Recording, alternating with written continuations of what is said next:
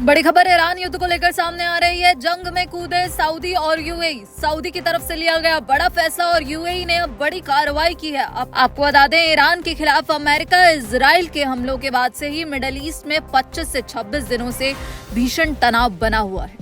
अब रिपोर्ट निकलकर सामने आई है कि इस जंग में सऊदी अरब और संयुक्त अरब अमीरात की तरफ से बड़े कदम उठाए गए हैं। वॉल स्ट्रीट जर्नल की एक रिपोर्ट के अनुसार सऊदी ने अमेरिकी सेना को किंग फहद एयरबेस तक पहुंच देने पर सहमति जताई है और ये अपने आप में एक बड़ा अहम बदलाव है, क्योंकि इससे पहले सऊदी ने कहा था कि उसकी जमीन का इस्तेमाल ईरान के खिलाफ हमलों के लिए नहीं किया जाएगा। और यहाँ पर जो एक्सपर्ट्स हैं उनका मानना है कि जो ये किंग फहद एयरबेस है, इसको इसलिए चुना गया क्योंकि ये ईरानी मिसाइलों और ड्रोन की पहुंच से सुरक्षित दूरी पर है। रिपोर्ट में ये भी कहा गया है कि यूएई ने ईरान से जुड़े संपत्तियों के खिलाफ कार्रवाई की है, जिसके तहत ईरान के मालिकाना हक वाले एक अस्पताल और क्लब को बंद कर दिया गया है। इस कदम को ईरान से जुड़े समर्थक नेटवर्क पर लगाम कसने की दिशा में उठाया गया कदम माना जा रहा है। इसके साथ ही इस रिपोर्ट में ये भी कहा गया है कि ईरान पर हुए हमलों में इस्तेमाल की गई मिसाइलें बहरीन से दागी गई थी, जिससे यह संकेत मिलता है कि इस युद्ध में क्षेत्रीय स्तर पर और भी व्यापक भागीदारी हो सकती है।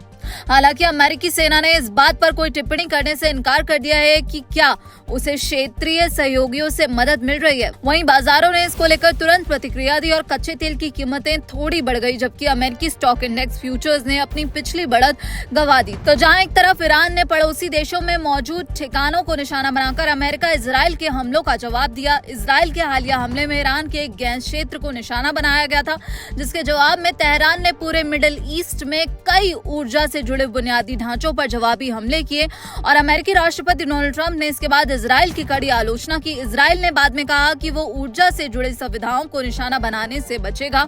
ट्रंप ने संकेत दिया कि वह तेहरीन के साथ समझौते के अहम बिंदुओं का हवाला देते हुए ईरान के ऊर्जा क्षेत्र पर हमला करने से 5 दिनों के लिए पीछे हट रहे हैं।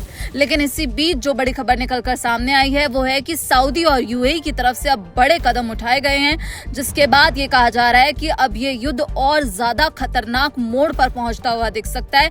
फिलहाल यहाँ पर कहा जा रहा है कि जो स्थिति, जो तनाव मिडिल ईस्ट में बना हुआ है, उसका पूरी दुनिया पर एक बड़ा असर देखने को मिल रहा है। पूरी दुनिया इस वक्त एक बड़े ऊर्जा संकट की दहलीज पर खड़ी है और ईरान ने अपने तेवर साफ कर दिए हैं कि वो झुकने के मूड में नहीं है। फिलहाल इस खबर में इतना ही। बाकी देश और दुनिया की तमाम खबरों के लिए आप देखते रहिए दैनिक जागरण। नमस्कार।